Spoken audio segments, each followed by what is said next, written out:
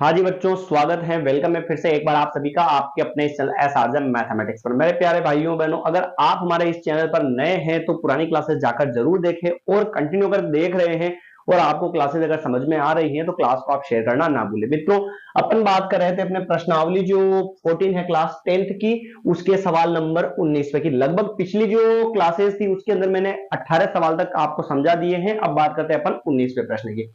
तो समझिएगा क्या कहता है 19वां प्रश्न, देखिएगा ध्यान से।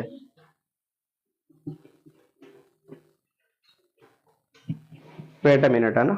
चलिए अब बात करते हैं अपन 19वें प्रश्न की। प्रश्न क्या कहता है मित्रों कि एक बच्चे के पास जो है ना ऐसा पासा है जिसके फलकों पर क्या लिखा हुआ है, A B C D E ए लिखा हुआ है। ठीक है भाई, उस बच्चे के पास ऐसा पासा है जिसके फलकों पर लिखा हुआ है A B C D E ए लिखा हुआ। देखिएगा मजा आएगा प्रश्न में। इस पासे को एक बार फेंका जाता है तो उसकी क्या प्रायिकता होगी कि हमें क्या प्राप्त हो, ए प्राप्त हो या फिर हमें क्या प्राप्त हो, डी प्राप्त हो। ठीक है बच्चों, तो देखिएगा ध्यान से समझिएगा आप।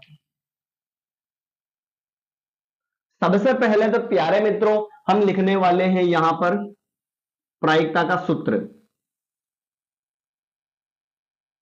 क्या लिखेंगे? प्रायिकता का सूत्र पीई बराबर घटना में घटित परिणाम, घटना में घटित परिणाम बटेवा कुल परिणाम। क्या होगा बेटा? घटना में घटित परिणाम बटेवा कुल परिणाम हो जाएगा। अब इसके बाद में अपन क्या करेंगे, जैसे हमें क्या निकालना है, ए प्राप्त होने की प्रायिकता निकालनी है मित्रों। तो हम क्या करेंगे, यहां पर देखिएगा पहला प्रश्न पी और ए प्राप्त होने की प्रायिकता यानी पी ए हो जाएगा। और फिर बराबर जिसके लिए पूछ रहा है उसकी संख्या हम कहां पर लिखते हैं बच्चों? ऊपर लिखते हैं। तो किसके लिए पूछा? एक के लिए। आप देखो इसमें ए कितनी बार आ रहा है, एक बार, दो बार, तो ऊपर कितना हो जाएगा बेटा? दो। और नीचे टोटल कुल परिणाम कितने हैं? 6 परिणाम है, तो नीचे क्या आ जाएगा? 6। दो से दोनों को मैं काट दूं तो क्या आएगा? 2 1 जे 2 और 2 3 जे 6 हो जाएगा। कोई दिक्कत है क्या भाई? आया मजा? बहुत इजी और आसान प्रश्नावली है ये तो। दूसरा प्रश्न देखिएगा, पी और डी प्राप्त होने की प्रायिकता। डी प्राप्त होने की प्रायिकता तो मैं ऐसे लिखूंगा पी डी बराबर डी प्राप्त होने की प्रायिकता हो जाएगी। जिसके लिए पूछता है उसकी संख्या तो अपन लिखेंगे ऊपर की तरफ। तो डी के लिए पूछ रहा है तो डी इसमें कितनी बार आ रहा है? एक बार। तो एक और नीचे टोटल संख्या कितनी है बेटा? 6 है। तो नीचे कितना आ गया? 6 आ गया। ये अपना जो प्रश्न है वो बिल्कुल खत्म हो चुका है। कोई दिक्कत है इसमें? नहीं है भाई। चलिए अब अपन बात करते हैं अपने 21वें प्रश्न की। 20वां प्रश्न आप सोच रहे कहां गया, तो 20वें प्रश्न को जो है हमने स्किप कर दिया है क्योंकि वो किसी काम का नहीं है। वैसे इसमें लिखा भी हुआ है कि यह परीक्षा की दृष्टि से नहीं है, यानी कि परीक्षा में आने वाला प्रश्न नहीं है किताब में। ठीक है, चलिए अब बात करते हैं अपन अपने 21वें प्रश्न की तरफ बढ़ जाते हैं। तो 21वां प्रश्न क्या कहता है, 144 बॉल पेनों के एक समूह में जो है 20 खराब हैं और शेष क्या है? अच्छे हैं। तो आप वही पेन खरीदना चाहेंगे, हम तो वैसे वही पेन खरीदेंगे बेटा जो क्या हो, अच्छा हो। और फिर परंतु खराब पेन आप नहीं खरीदना चाहेंगे, नहीं खरीदेंगे। तो दुकानदार एक पेन यादृच्छा निकाल कर देता है, तो इसकी क्या प्रायिकता होगी कि वह पेन आप खरीदेंगे और इसकी क्या प्रायिकता होगी कि वह पेन आप नहीं खरीदेंगे। ठीक है, देखते हैं कैसे इसका आंसर निकालना। अपने को बहुत ही ईजी है वैसे तो, थोड़ा सा दिमाग लगाया और अपना मामला फट से यहां पे खत्म हो जाता है। तो सबसे पहले तो अपन लिखेंगे जो दे रखा है ना वो मान अपन यहां पे पुट कर देंगे, उसके बाद में बाकी की बातें। तो प्रश्न ने कहा कि 144 बॉल पेनों का एक समूह है। 144 बॉल पेनों का क्या है बेटा? समूह है। इसका मतलब क्या होगा कि कुल जो पेन है, क्या लिखूंगा मैं? कुल पेन बराबर 144। कुल पेन तो 144 हो गए। ठीक है, कुल पेनों की संख्या कितनी हो गई? 144 हो गई। अब इसके बाद में उसने कहा कि 144 बॉल पेनों के एक समूह में 20 खराब है, यानी कि हम लिखेंगे खराब बराबर 20। तो फिर क्या होगा? अच्छे। अच्छे कितने होंगे? 144 बॉल पेनों में से 20 जो खराब पेन है उसको अगर अपन घटा देवे तो कितने आ जाएंगे? 124 आ जाएंगे। क्लियर मामला? कुल पेन तो है 144, जिसमें से खराब पेन है 20, तो अच्छे पेनों की संख्या क्या होगी, तो कुल पेन जो है उसमें से हम 20 जो पेन खराब है उसको अपन क्या कर देंगे, घटा देंगे, तो बाकी बचे हुए क्या हो जाएंगे बेटा, अच्छे पेन हो जाएंगे। ठीक है, सबसे पहले जो भी निकालना हो हमें निकालना पड़ेगा पी ई, यानी प्रायिकता का सूत्र, घटना में घटित परिणाम बटेवा कुल परिणाम, घटना में घटित परिणाम बटेवा कुल परिणाम। ठीक है भाई, चलिए आगे बढ़े। अब प्रश्न क्या कहता है कि आप वही पेन खरीदना चाहेंगे जो अच्छा हो, हम वही पेन खरीदेंगे जो क्या हो, अच्छा हो, खराब पेन हम नहीं खरीदेंगे। तो दुकानदार एक पेन यादृच्छिक निकालकर आपको देता है, तो इसकी क्या प्रायिकता होगी कि आप वह पेन खरीदेंगे। तो हम क्या लिखेंगे, पी खरीदना या खरीदेंगे, खरीदने की प्रायिकता निकालनी है। ठीक है भाई, देखना नीचे तो हम लिखते हैं कुल पेन, तो कुल कितने परिणाम है, 144 है भाई।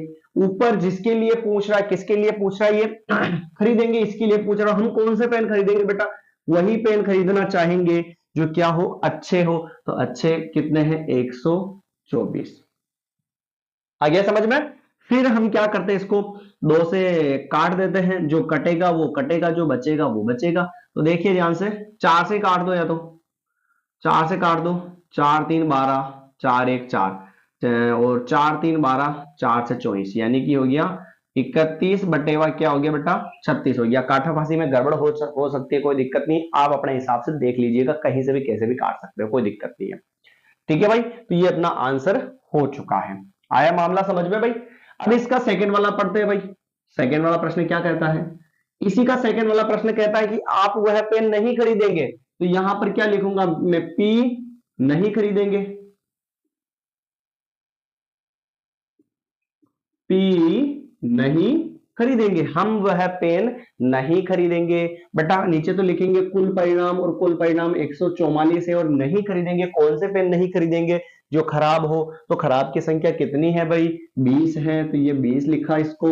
अपन आप 2 से काट देवे तो ये 10 बार कटेगा, और ये कटेगा 7 और 2 बार, फिर 2 से कटेगा 5 बार, और ये कटेगा 36 बार। तो आंसर क्या हो गया यहाँ पे 5 बटेवा क्या हो गया भाई, 36 हो गया। ठीक है, 5/36 इसका आंसर आ चुका है। कोई दिक्कत हो तो बता दीजिए आप।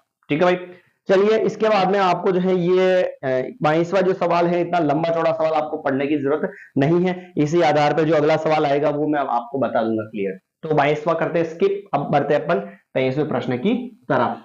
23वां प्रश्न क्या है, एक बार अपनी बुक के अंदर आप अपने हिसाब से सेफ एक बार पढ़ लीजिएगा कि क्या कह रहा प्रश्न। 23वां प्रश्न है ना,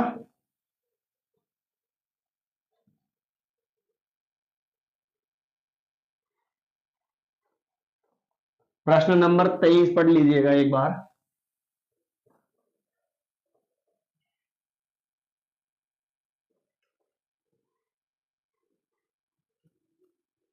हाँ जी, 23वां प्रश्न क्या कहता है सुनिएगा।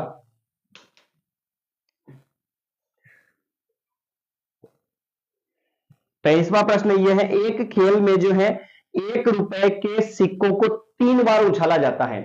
1 रुपया का एक सिक्का है ना, उसको कितनी बार उछाला जाता है, 3 बार उछाला जाता है। ये मैं पूरा लंबा चौड़ा यहां पे नहीं लिख पाऊंगा क्योंकि सवाल लगभग 4 लाइन का है, तो सुन लीजिएगा। एक खेल में 1 रुपए के सिक्के को कितनी बार उछाला जाता है, 3 बार। समझिएगा ध्यान से। 23वां प्रश्न, कुल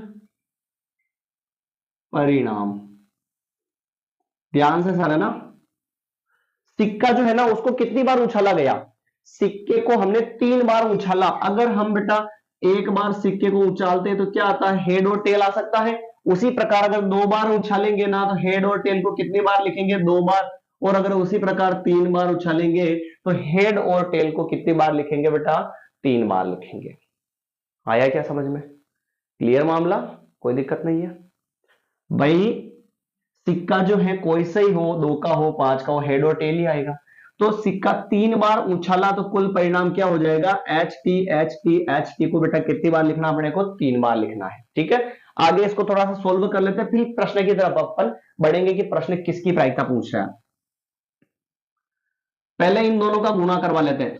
एच का गुणा एच के साथ में क्या होगा, एच एच, फिर एच का गुणा टी के साथ में क्या होगा, एच टी, फिर टी का एच के साथ में क्या होगा, टी एच, फिर टी का टी के साथ में क्या होगा, टी टी, और पीछे वाला एच कोमा टी जो है ना, इसको वैसा का वैसा ही लिख दो भाई, एक बार बचरा तो लिखना ही पड़ेगा ना।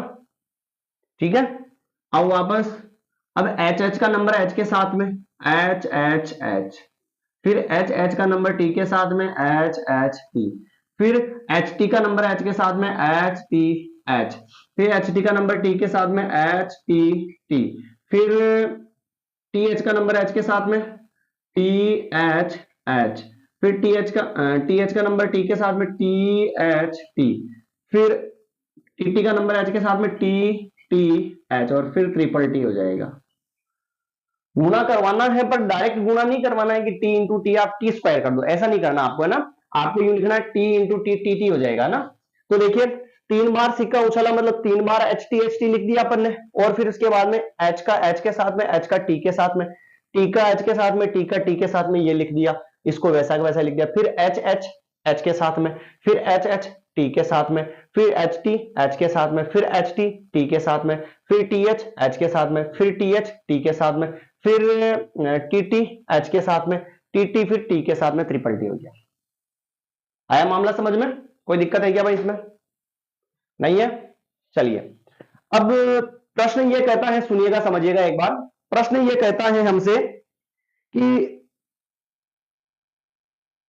तीनों परिणाम समान होने पर, अर्थात तीनों परिणाम समान होने पर, अर्थात 3 चित या 3 पट प्राप्त होने पर हनीफ खेल में क्या होगा बेटा, जीत जाएगा। हनीफ खेल में जीत जाएगा, अन्यथा वह हार जाएगा। तो हनीफ के खेल में हार जाने की प्रायिकता निकालनी है। देखिए पहले प्रायिकता निकालनी है तो क्या लिखेंगे, P बराबर घटना में घटित परिणाम बटेवा कुल परिणाम। समझिए ध्यान से, ये मक्खी आ गई, ये लिखा मैंने P हारना, P हारना मतलब प्रश्न ने कहा ना हनीफ के खेल में हार जाने की प्रायिकता निकालनी है। हनीफ जो है ना, प्रश्न ने कहा कि हनीफ खेल में कब जीतेगा, जब तीनों ही परिणाम समान हो, तीनों ही परिणाम समान हो बेटा, तब वो खेल में जीत जाएगा। तो तीनों ही परिणाम समान किसमें, एक तो इसमें और एक इसमें। देखो आप एच एच एच और टी टी टी, इन दोनों घटनाओं में तो हनीफ खेल में क्या होगा, जीत जाएगा। तीनों परिणाम समान होने पर जीतेगा, तो इसमें भी नहीं जीतेगा, इसमें भी नहीं, इसमें भी नहीं, इसमें भी नहीं, इसमें भी नहीं, इसमें भी नहीं। तो कितने हो गए टोटल, 6। हारने की निकालनी है ना, तो इन परिणाम पर हनीफ क्या होगा, हार जाएगा। फिर बटेगा में कुल परिणाम कितने हैं टोटल, गिन लो 8 है, 2 से काट दो इसको 3 बार और इसको 4 बार, तो आंसर कितना हो गया बेटा, 3/4 हो गया, मामला खत्म हो गया। आया क्या समझ में, ये अपना था 23वां सवाल। अब बात करते हैं अपन अगले 24वें सवाल की, लास्ट सवाल है, इसके बाद में 25वां जो सवाल है वो किसी काम का नहीं। आप सोच रहे होंगे कि बहुत सारे सवाल कटवा दिए भाई ने, पर वो आपको नहीं पढ़ने हैं, समय वेस्ट और टाइम वेस्ट के अलावा उसमें और कुछ भी नहीं है, और पेपर वेस्ट। ठीक है, और फिर 25वां प्रश्न देखिएगा, एक पासे को 2 बार फेंका जाता है तो इसकी क्या प्रायिकता होगी, उसी तरीके से इसको भी बनाएंगे अपन। देखिएगा प्रश्न नंबर अपना ये 24वां है, कुल परिणाम, कुल परिणाम समझिएगा बेटा, कुल परिणाम। अब पासे को कितनी बार फेंका, एक पासे को 2 बार फेंका जाता है तो इसकी क्या प्रायिकता होगी। पासे को फेंका 2 बार, कितनी बार फेंका, 2 बार फेंका, तो यानी कि 1 2 3 4 5 6, 1 से लेकर 6 तक संख्या में कितनी बार लिखूंगा, 2 बार लिखूंगा। 1 से लेकर 6 तक संख्या में कितनी बार लिखूंगा, मैं 2 बार लिखूंगा। क्यों 2 बार लिखूंगा, क्योंकि कुल परिणाम यानी कि उसने कहा प्रश्न ने कि 2 बार पासा फेंका गया, कितनी बार फेंका गया, 2 बार पासा फेंका गया, इसलिए मैंने इस परिणाम को 2 बार लिखा, क्योंकि जो क्या बोलते हैं उसको, पासा जो होता है, गोटी जो होती है सांप सीढ़ी खेलने वाली, उस पर 1 से लेकर 6 तक संख्या होती है, 2 बार फेंका, तो इसलिए मैंने उस घटना को कितनी बार लिखा, 2 बार लिखा। अब उसी तरीके से इसको थोड़ा सा अपन सिंप्लीफाई कर लेंगे तो देखिएगा थोड़ा सा मामला जो पेचीदा हो जाएगा। एक बार तो ये एक किसके साथ में आएगा, एक के साथ में एक और एक, फिर ये एक किसके साथ में आएगा, 2 के साथ में 1 2, फिर 1 3, फिर 1 4, फिर 1 5 और फिर 1 6। ठीक है बेटा,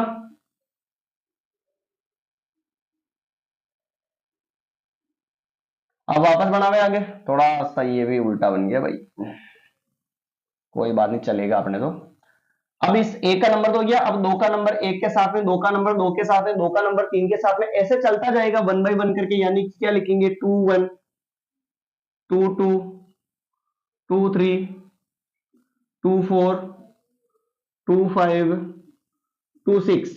वापस अब 3 का नंबर 3 1 3 2 3 3 3 4 3 5 और 3 6 हो जाएगा।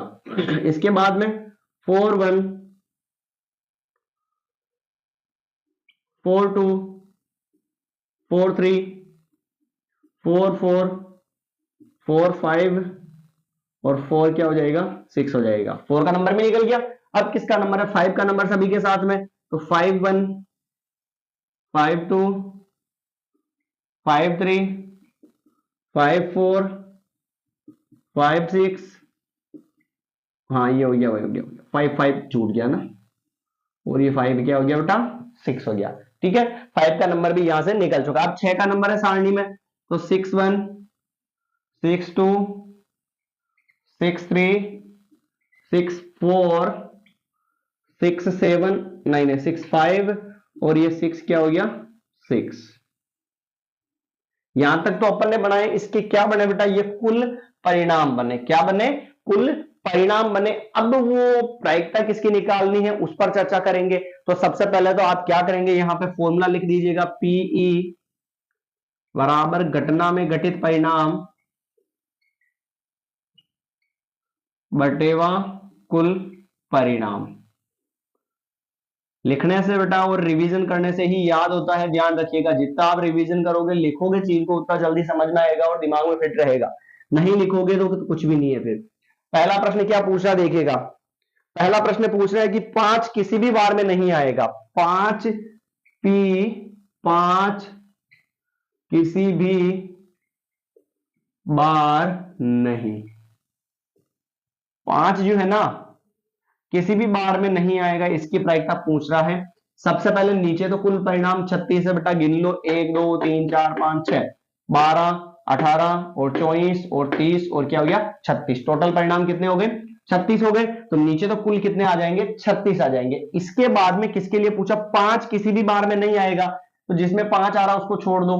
1 2 3 4 5 6 7 8 9 10, ये 10 जो परिणाम है और ये क्या है 11। इन 11 परिणाम को क्या कर दो, छोड़ दो। इनमें 5 आ रहा है, इसने पूछा 5 किसी भी बार में नहीं आना चाहिए, तो बाकी की जो भी बच रही है उन सभी को अगर अपन गिन लेवे, जिसमें 5 नहीं आ रहा उन सभी को अगर अपन गिन लेवे तो कितना हो जाएगा बेटा 25 हो जाएगा। ठीक है, तो 25 बटे 36 इसका आंसर हो गया। इसका लास्ट जो सेकंड प्रश्न है वो देखते हैं। प्रश्न कहता है कि 5 कम से कम एक बार आएगा। P 5 कम से कम एक बार, 5 कम से कम एक बार, यानी नीचे तो कुल परिणाम कितने हो गए 36, और फिर 5 कम से कम एक बार मतलब कम से कम 5 एक बार तो आना ही चाहिए। कम से कम 5 एक बार आना ही चाहिए, 2 बार भी आ सकता है। तो आप देखो इसमें